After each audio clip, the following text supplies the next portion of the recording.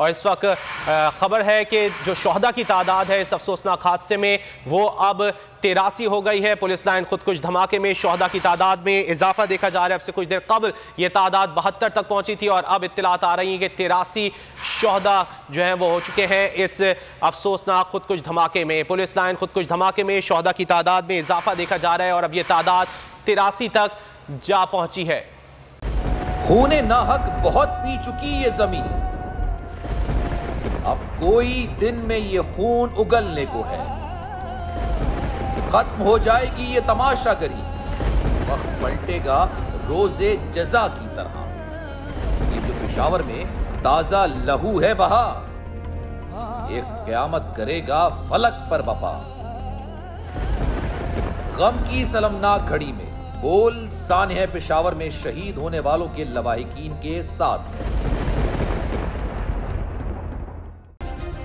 Subscribe करें और bell दबाएं ताकि कोई खबर रह न जाए।